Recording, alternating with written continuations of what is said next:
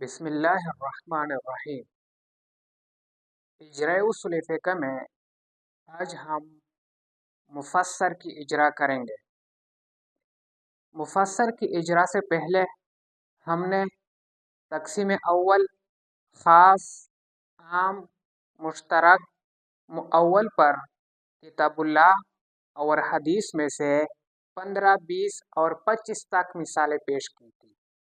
تقسیم ثانی میں حقیقت، مجاز، صریح، کنایہ پر بھی 20، 20، 25، 25 مثالیں پیش کی تھی۔ تقسیم ثالث ظاہر اور نص تک ہمارا اجرا ہوا تھا۔ ظاہر اور نص پر بھی ہم نے بہت سی مثالیں قرآن مجید اور کتاب اللہ سے پیش کی تھی۔ آج ہماری درس ہوگی اجراء المفسر۔ تو مفسر کے بارے میں ہم 4 باتیں ذکر کریں گے۔ مفسر کی لغوی تحقیق، نمبر 2 مفسر کی اصطلاحی تعریف، نمبر 3 نص اور مفسر میں فرق، نمبر 4 مفسر کی اجرا۔ تو مفسر کی اجرا سے پہلے ان 3 باتوں کا جاننا ضروری ہے۔ اس 3 باتوں کے سمجھنے کے بعد آپ کتاب اللہ اور حدیث مبارکہ سے مفسر نکال سکتے ہیں۔ تو پہلے ہم مفسر کی لغوی تحقیق بیان کریں گے۔ مفسر یا تو فسرن سے ماخوذ ہے یا سفرن سے ماخوذ ہے۔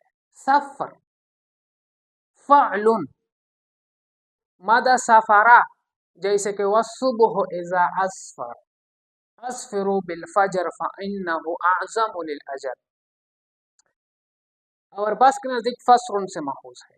لہذا مفسر جو ہے یہ فسرن سے ماخوذ ہے، اور فسر جو ہے یہ سفرن سے ماخوذ ہے، اور سفر جو ہے یہ بالاتفاق الکشف والابانہ، کشف اور وضاحت کو کہتے ہیں۔ اور اسی قبیلے سے مسافر اور سفیر بھی ہے۔ مسافر کو بھی مسافر اس لیے کہتے ہیں کہ اس پر بہت سی جگہوں کے حالات منکشف ہو جاتے ہیں، بہت سی جگہوں کے حالات واضح ہو جاتے ہیں۔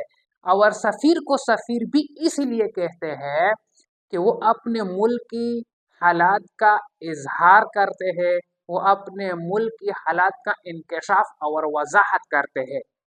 اور ہماری جو مصطلح مفسر ہے، مصطلح مفسر کو بھی مفسر اس لیے کہتے ہیں کہ اپنی دونوں قسمین یعنی ظاہر اور نص پر واضح اور منکشف ہے، اس لیے کہ ظاہر اور نص میں طویل اور تخصیص کا احتمال ہے، لیکن مفسر میں طویل اور تخصیص کا احتمال نہیں۔